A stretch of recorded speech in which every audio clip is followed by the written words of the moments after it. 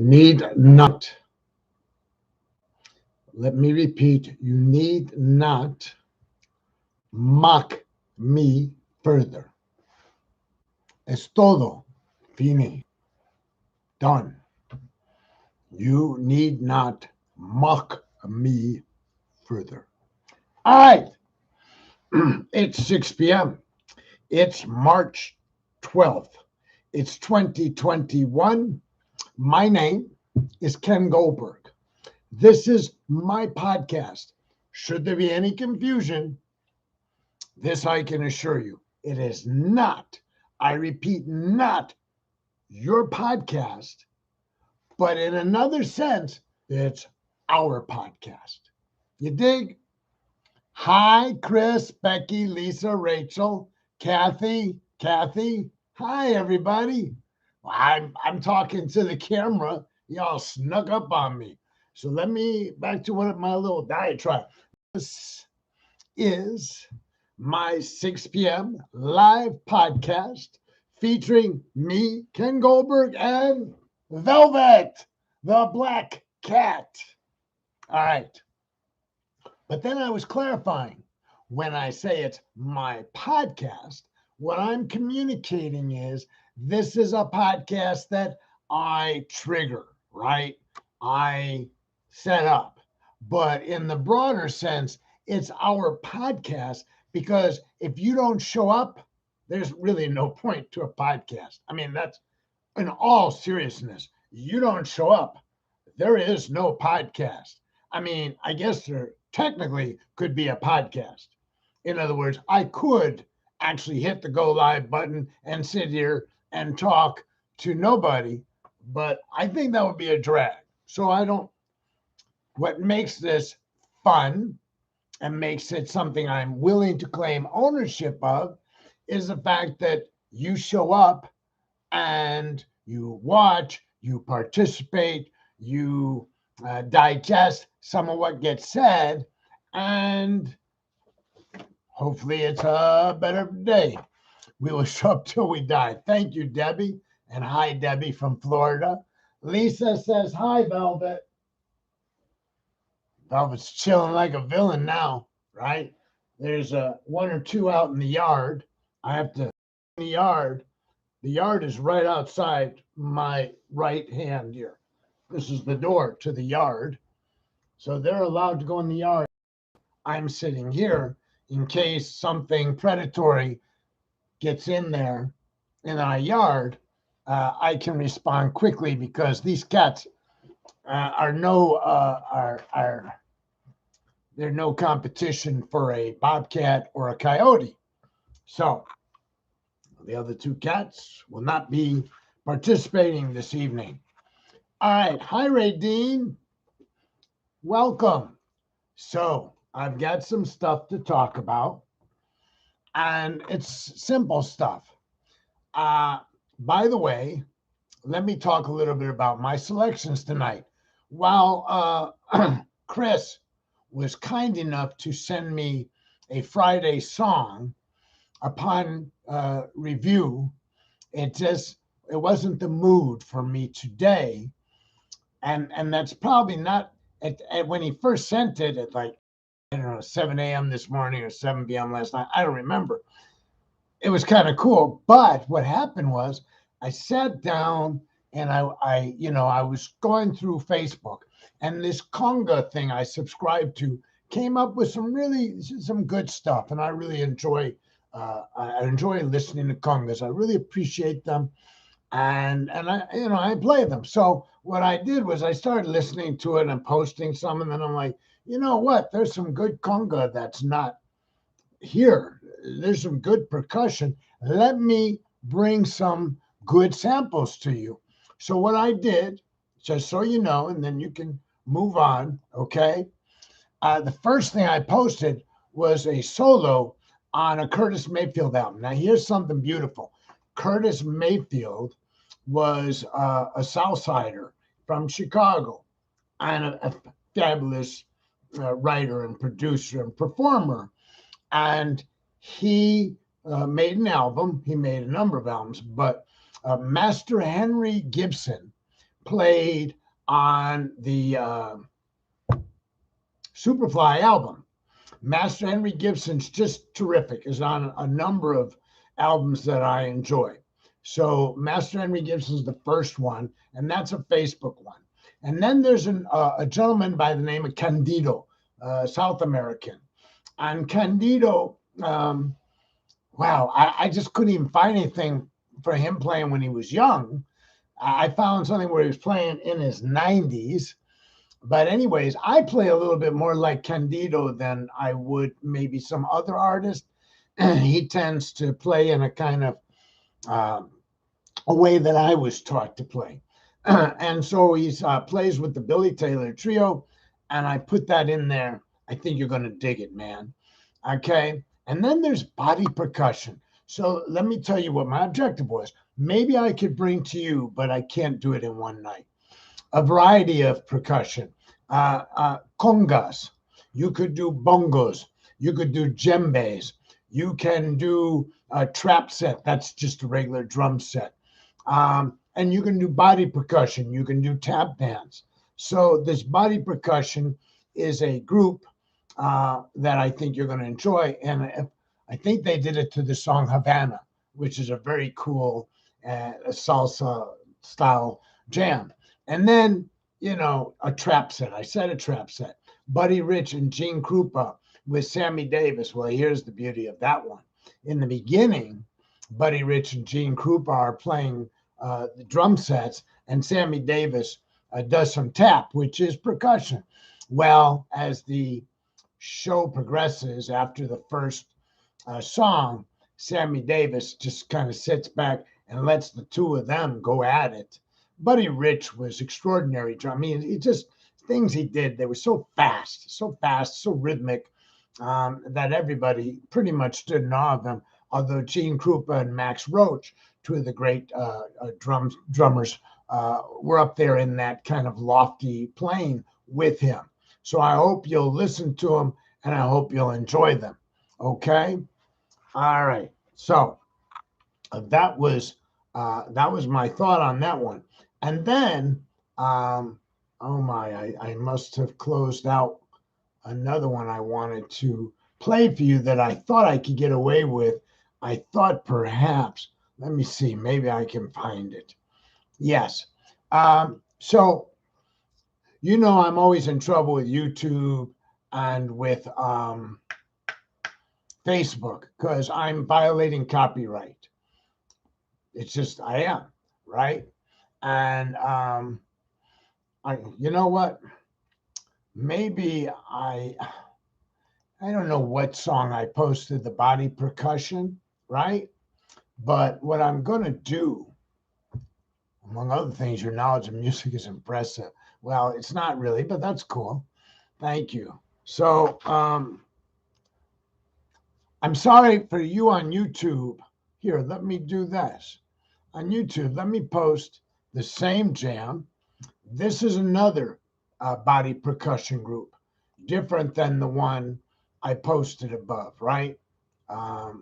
So I thought we might show Tokar. Why Tokar, Mark? You're freaking me out, man. It's like, did you just introduce Joe Tokar into the middle of this thing? I can't imagine why. I'm thinking I'm tripping out. Anyways, so I you know, sometimes I get disoriented. So I just thought we'd you know. You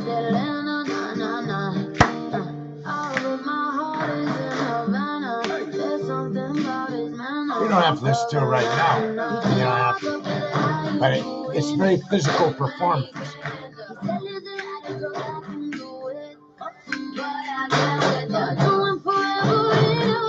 Right? Right? I mean, you hear the rhythm, you'll see it.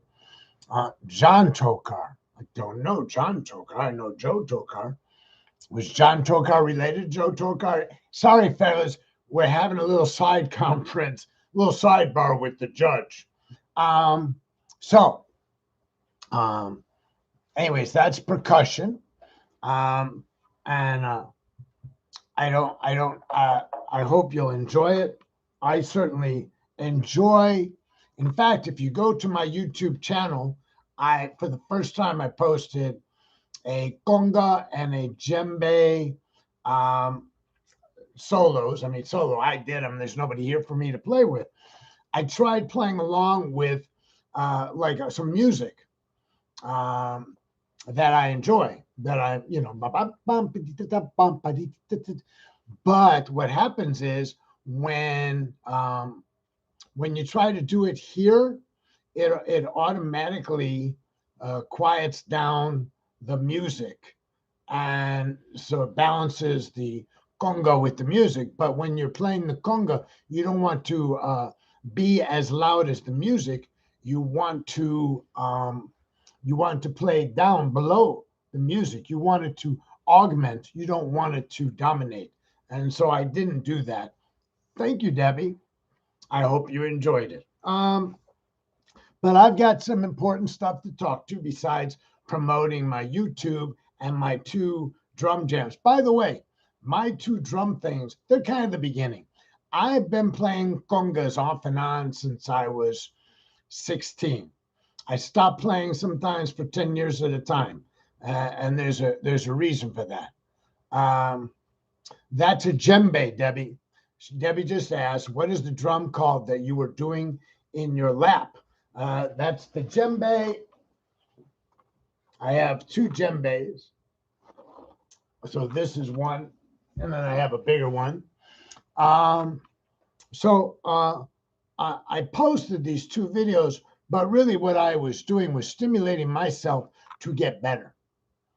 So these congas are recent acquisitions. I sold off my congas years ago, a couple of times. And then when I went to visit my little brother, Ricky, whom most of you know, in Chicago, he had 2 sets of congas. So we had a lot of downtime because of the weather. So when we were down and doing nothing, I would sit and play congas.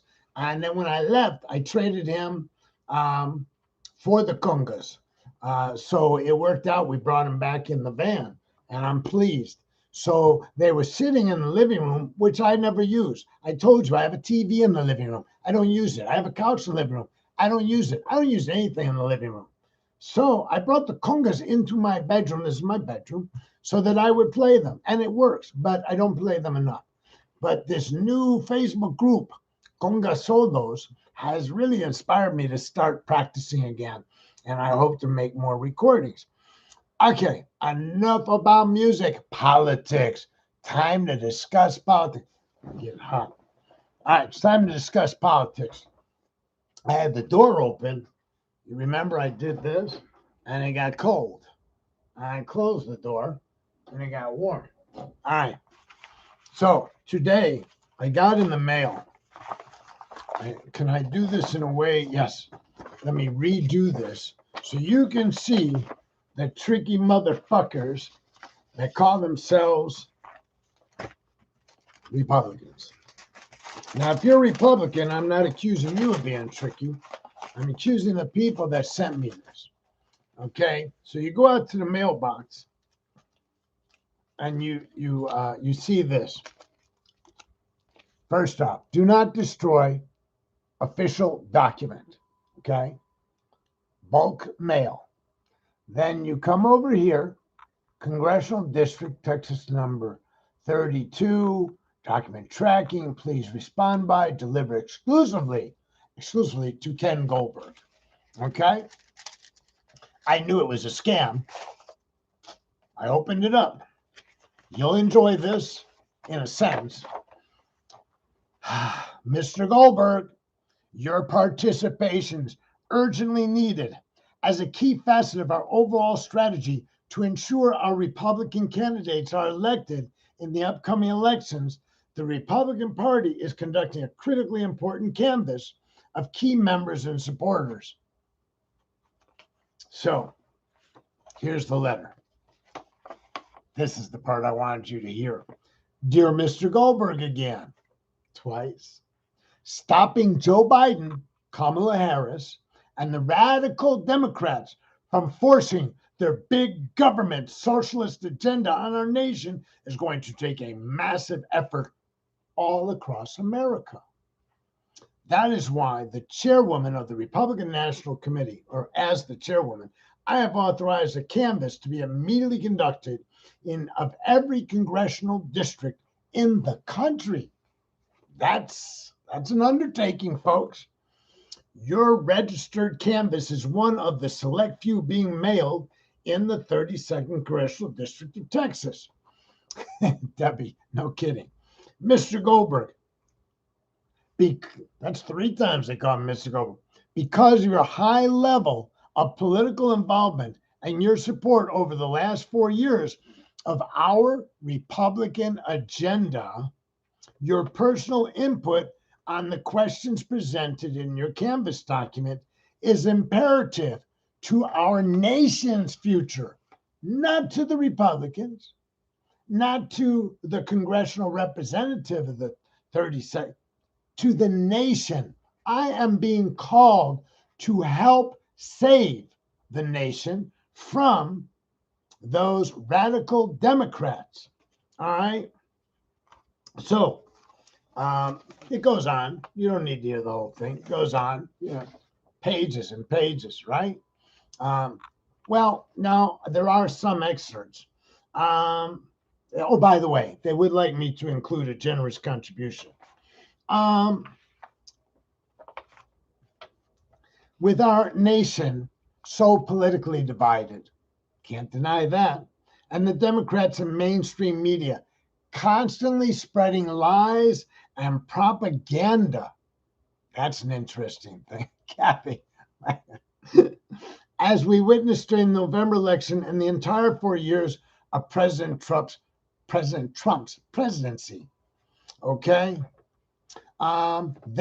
Democrats, Joe and Kamala, will bring a wrecking ball to all our accomplishments as they put in place their disastrous big government socialist agenda of soaring tax rates, job-killing regulations, weakened military, and a return to failed foreign policies of Barack Obama.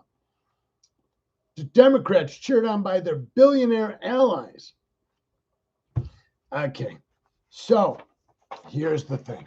So here's the canvas. Rachel got one also. Question number 1. Do you generally identify yourself as a conservative Republican, independent voter who leans Republican, moderate Republican, liberal Republican, Democrat, other? I intend to go with conservative Republican, by the way. Did you vote for Donald in 2020? And then there's some personal questions. From what media source do you regularly receive your political news?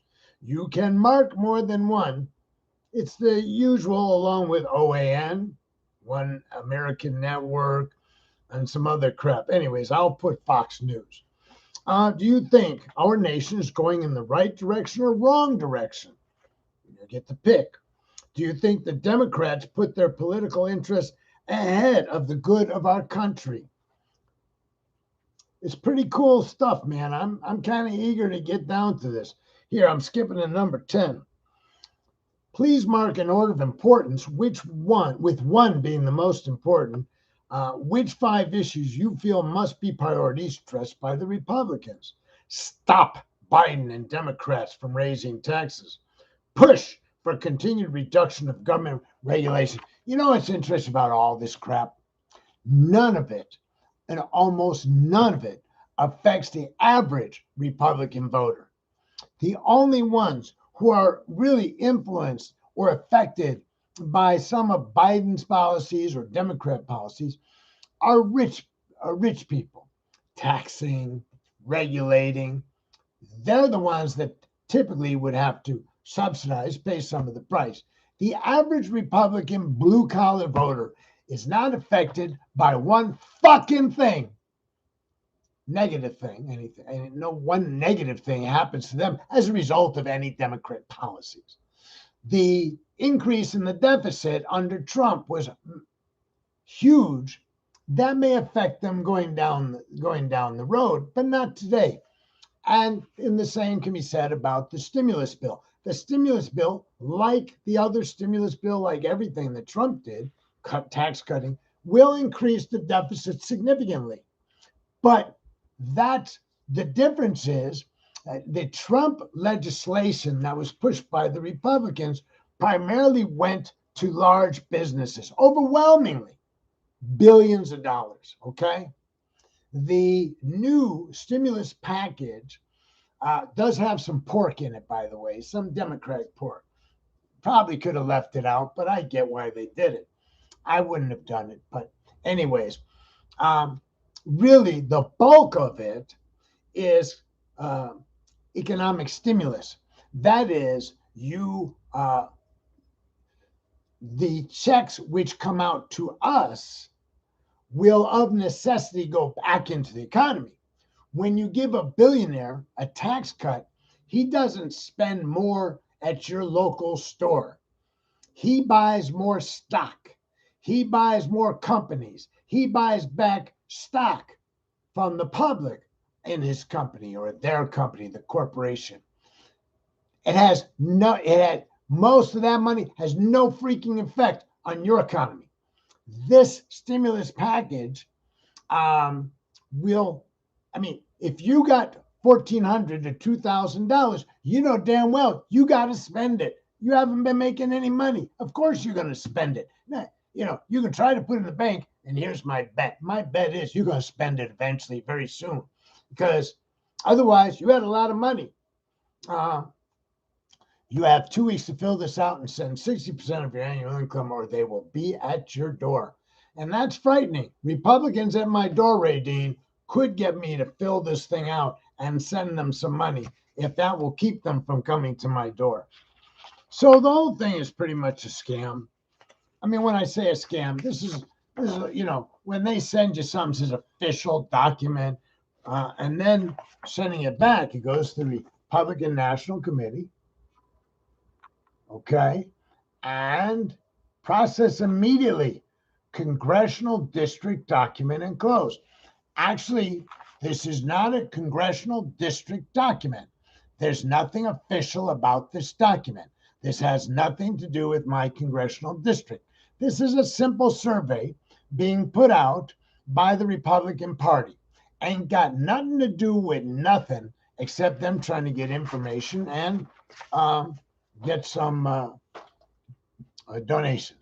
I see that half the people that were watching have left, so apparently talking politics on a Friday is not a very popular thing. And I don't know where everybody else went.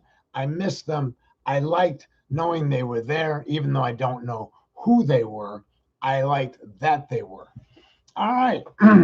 So I think we'll veer away from politics and simply talk about life on life's terms.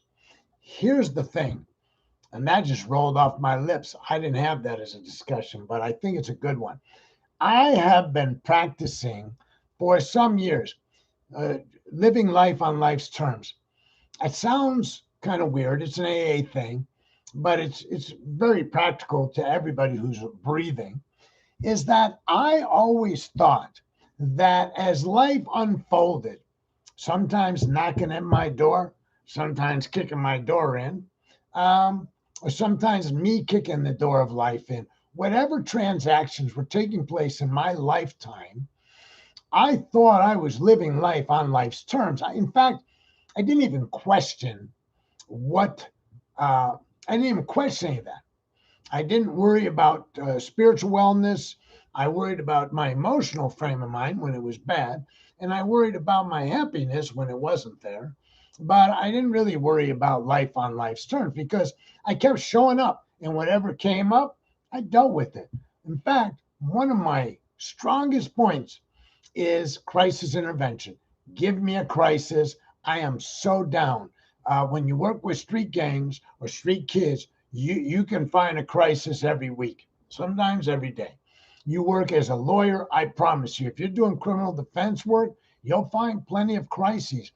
I'm in my element with crisis. So as my life was going from an early age until way past middle age, I was best when my life had some crisis to tend to, whether it was a personal one or somebody else's crisis.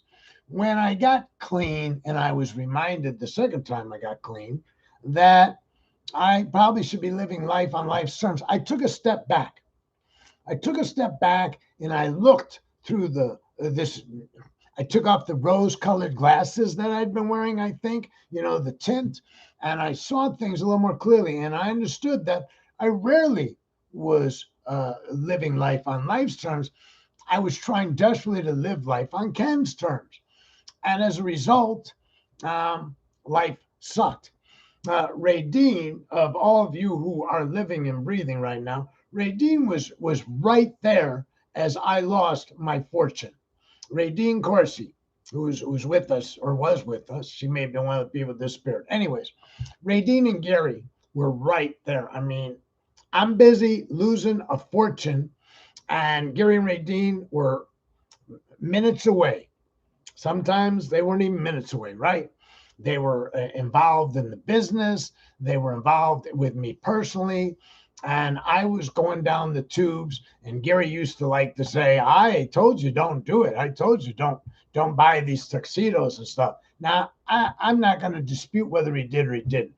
I never have done anything that turned out to be a losing proposition that somebody hasn't said to me, I told you don't do it.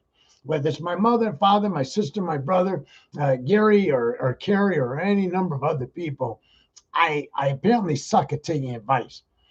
So as I'm losing my fortune, as my money to me, I will describe to you in 2008, as I watched my bank account drop monthly and beyond my control, because I had signed contracts, there was nothing I could do. As I watched the drain take my money, imagine having an open drain that actually, isn't clogged, and you're trying to stop water from going down the drain, right? Can't do it. You can try it. I couldn't stop the drain on my monies, and I just got essentially the financial well-being sucked out of my life. And but I was sober already. I had already gotten sober. There's an irony for you. I didn't lose my money on drugs and alcohol. I lost my money on just bad business decisions. Life on life's terms really turned me around. Not Didn't stop me from losing money, but it brought me to a point where I recognized that resistance was futile. The first resistance was resisting the loss of money. I couldn't stop it. I had a notion I could try to not pay my bills and wait for people to come after me and see how that went, but that's not who I am. I don't know anybody, anywhere, anything. I don't have any loans out. Yes, I have a mortgage. That's it. I don't owe on a car. I don't owe on anything. I don't have a friend that I owe $5 to right now. Okay.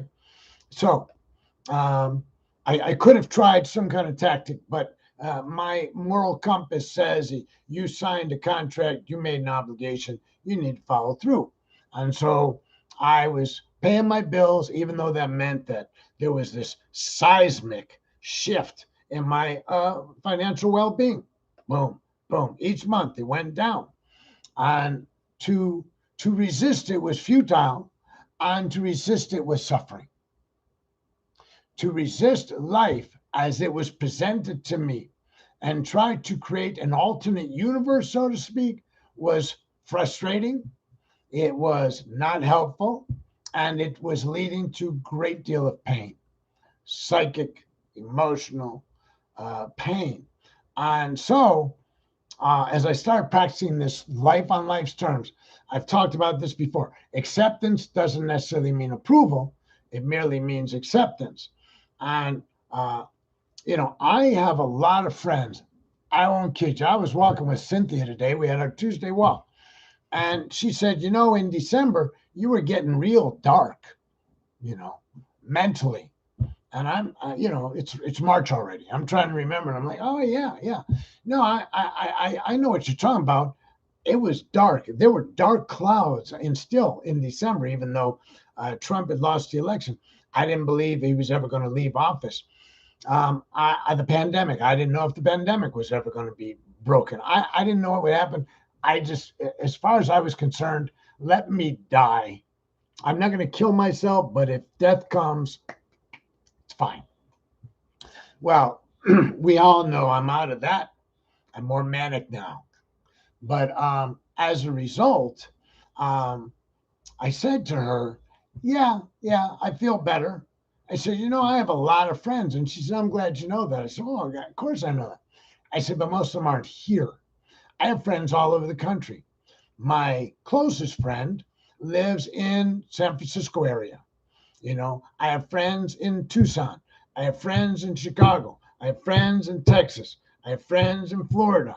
I have friends in Minnesota and Massachusetts. And, here's the thing. I mean, it would be nice if we were all in the same room or all in the same city.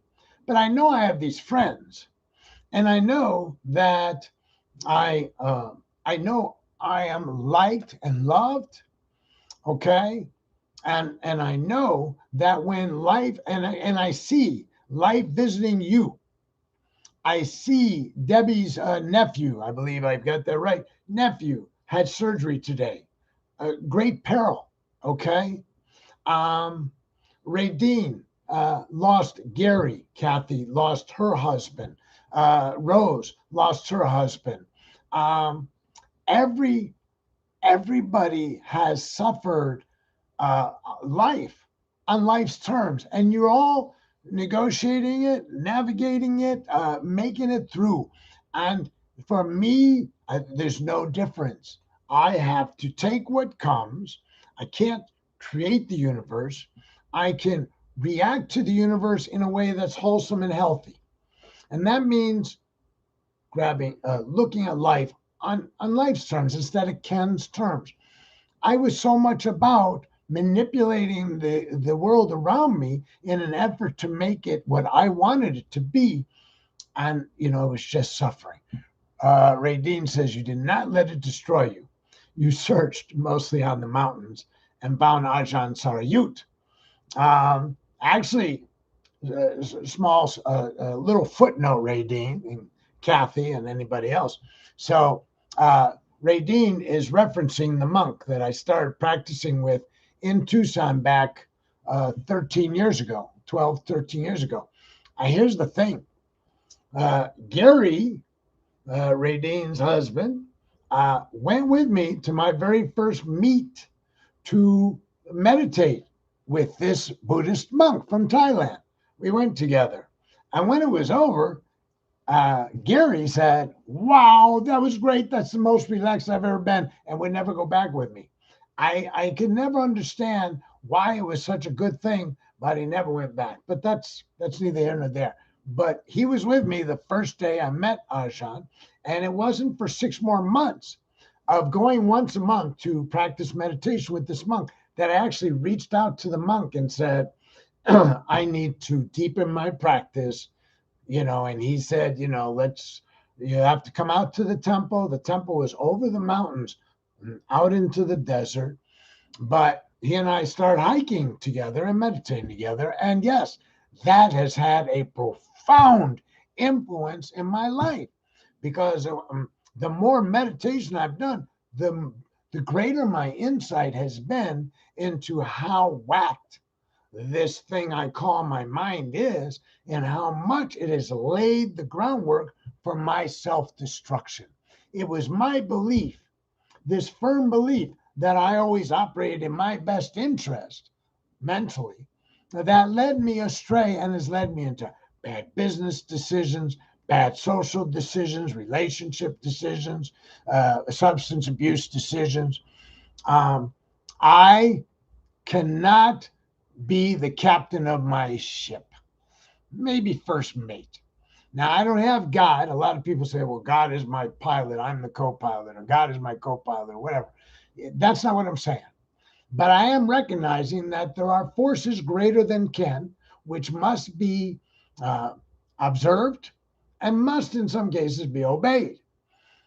And what I've done is I now treat people as kind of God with skin on, right? I got that from AA too.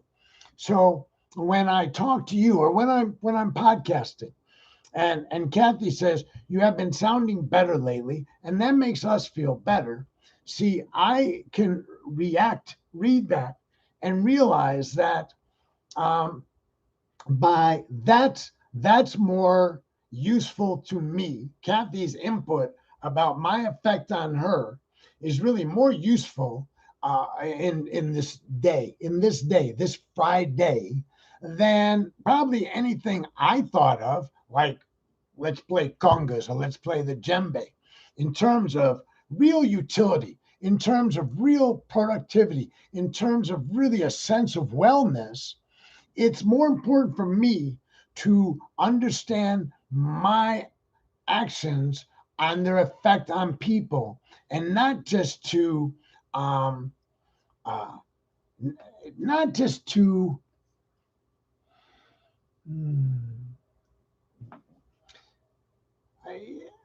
because underneath it, the underpinning is that spiritually, I am fed through you, not through Ken. If Ken behaves in the best way Ken can, then I have discovered that at a spiritual level, I will be nurtured, and that nurturing is critical to my well-being. About a year ago, and I admitted this to you, I ended a relationship that was short in duration, but probably the most intense I'd ever experienced. I alluded to it. I don't know how much I shared with you. It was totally and completely and utterly the most devastating uh, event socially that I had ever experienced. I had recognized something in somebody else that I really, really cared about. And there was an exchange, brief as it was. But I recognized that it was there, which is why I have announced in this podcast previously that if I know you, I'm not going to have a relationship with you, a romantic relationship with you, because um, I've never experienced it before. I don't need the people in my past. They can't provide that. They can do what Kathy or Radine or any number of you can do in terms of being kind to me. Debbie's very kind to me all the time. But you can't be my romantic interest, because I found within, through my practice, that there was a place I had never been that I could go. I may never get there again, but it won't be for lack of trying. It won't be for lack of being unavailable. And that's it. I was oftentimes unavailable in relationships, to the extent that, um, you could get so far. And I think it's true of all of us. You often reach a point, unless you're in a long and enduring relationship, where you kind of hold up the stop sign and say, hey, you know what? I don't need you to get any closer to me. We're about as close as we need to get. I can't make the accommodation that you need to move further. Or I can't what, or I can't, or I can't, whatever it is. So I had this brief moment that was, on the one hand, a wonderful high, but also at its end, a tremendous low, right? Because the low was not in my lack of acceptance. I was accepting it. It was just a thing that deserved to feel bad. And what I did was, I felt bad. I allowed myself to feel bad because there was nothing more I could do. I mean, you all know, you've all been struck by something that the force of it was so powerful, there's nothing you do. Losing a spouse, losing a child, whatever it is. Everybody's got their own griefs in life. You lose a parent, you lose a grandparent, you may such a relationship. I don't really care.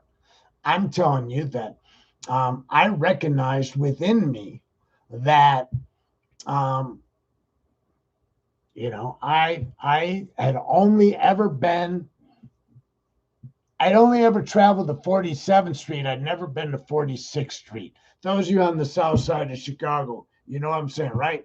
I lived in Hyde Park. I didn't live in the next neighborhood. I don't know what they call the next neighborhood, right? I lived within my boundaries.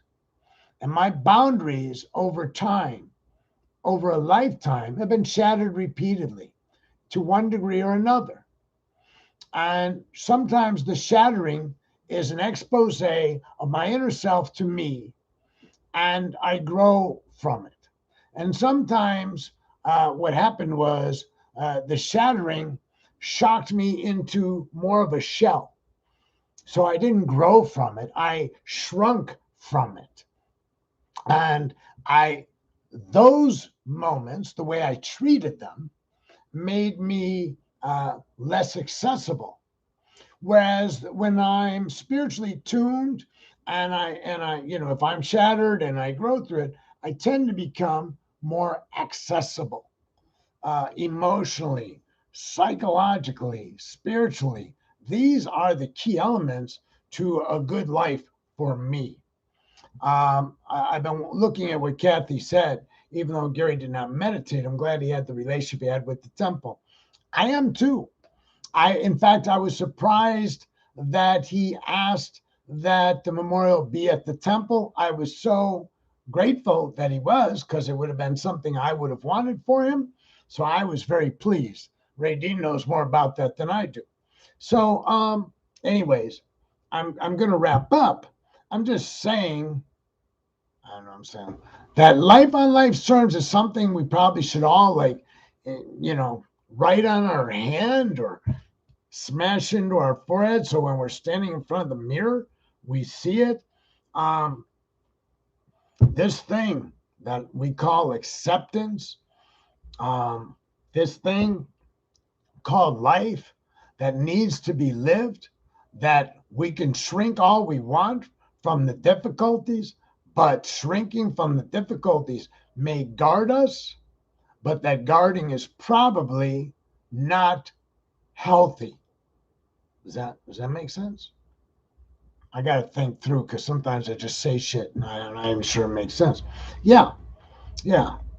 I knew at some point in my life, about a year ago, I saw the wall coming, the brick wall, and I knew I was going to hit it, and I knew it was going to shatter, the vehicle I was in, me. It was clearly, I knew that it was inevitable, that is the way events would unfold, that I would be damaged.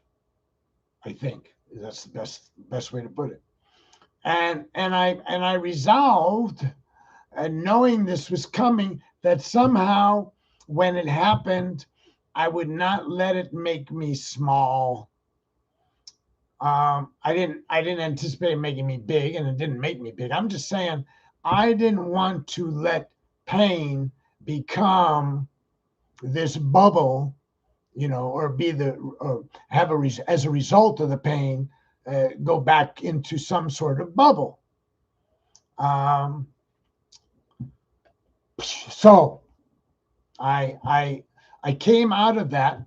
I didn't talk about it. I'm not going to talk about it. Nobody knows who I'm talking about. And when I tell you that nobody knows who I'm talking about, I mean nobody knows who I'm talking about. This was something that took place at a very personal level, and is going to remain at a very personal level.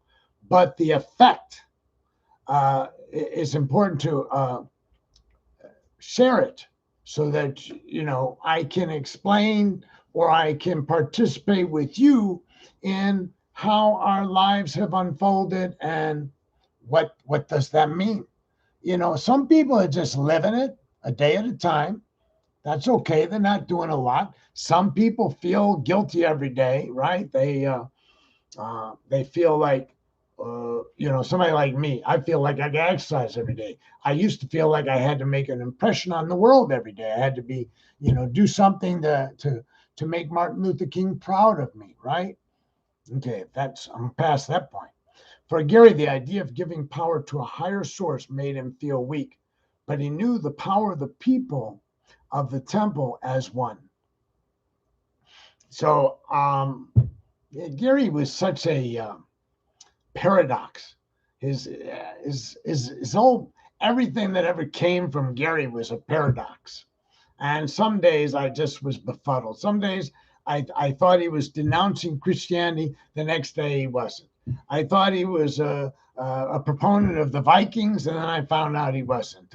I thought he wanted to go to Valhalla, and then I found out he wanted to go somewhere else. I can never quite track, but doesn't matter. The dude was far smarter than me at every freaking level, and you got to respect that kind of intellect. Is there a story about your ring? So it's a Celtic design, and I think I bought it to use it as a wedding ring, but I'm not married. So it went into a container just with some jewelry. And I saw it and I kind of liked the design, and it's black. And so I was wearing black when I went out Friday night to dinner. So I put it on Friday night for the first time, and I don't know how long. And it's still on my hand every now and then. That's the story. I'm going to tell you like it is. Anyways, it's past the point where the podcast terminates. I hope that this digression about emotions, and by sharing with you, like for instance, I just want to asterisk. I am not meaning to insult anybody who is in my world who thinks they're worthy of a relationship with me or anybody else. It's irrelevant, right? This isn't about anybody else. It doesn't define the value of anybody. It defines me. That's what I do when I show up at 6 o'clock until 6:45. The primary thing I can do in this context is to be me, and when necessary, define me. If I'm going to talk about life on life's terms, then I gotta go back to what I said before, that if I do love, for instance, if I was doing love, I mean being in a relationship, I would always probably, I think, compare it to something I once experienced that I didn't experience with anybody, none of you, none of my wives, none of nobody. Okay?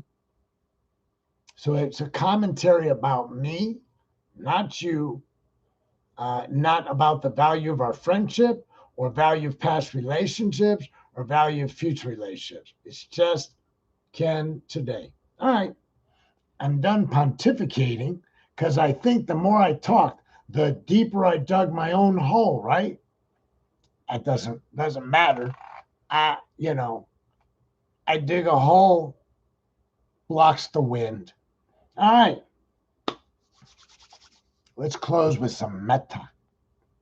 By the way, I have a YouTube channel. It's called Ken Goldberg's Law and Disorder. That's the name of the channel. And you are welcome to subscribe to the channel. And I guess what it does is when I post something, it will send out a notification. And since you cannot, what I want to do on Facebook, what I'm doing on YouTube, like congas and stuff, I can't do on Facebook the same way. It's really much easier for me to use YouTube as a vehicle for that kind of stuff. All right. Oh, may I be happy, healthy, and free from harm. May I be free from anger, anxiety, and fear. May this practice lead me to freedom from suffering, bring me peace and comfort. May my mother and father and all my friends and family be happy, be healthy, be free from harm. May they too find a path to a life of greater peace and comfort. Excuse me. May those persons I resent, whomever I may have some ill will towards, to them I send loving kindness also. May they be happy, healthy, free from harm, living lives, peace and comfort. And ultimately to all living beings, humans and non-humans, throughout the entire universe, may they be the recipients, wherever they may be, of our collective, unbound goodwill. May they be happy, healthy, free from harm, living their lives in safety, comfort, and peace. Satu, Satu, Satu. Well, thank you, Lisa and Joan and Kathy. If Kathy, second Kathy or first Kathy's here. And Carla, thank you for being here. Radine, thank you. And Rachel and Mark and Ann and Debbie and, all the other persons who popped in at one time or another. I'm really Chris and Becky, of course. So if I didn't mention you, it's not because I don't care. No, Rachel says no. Okay, no then. No. Maybe double no. All right.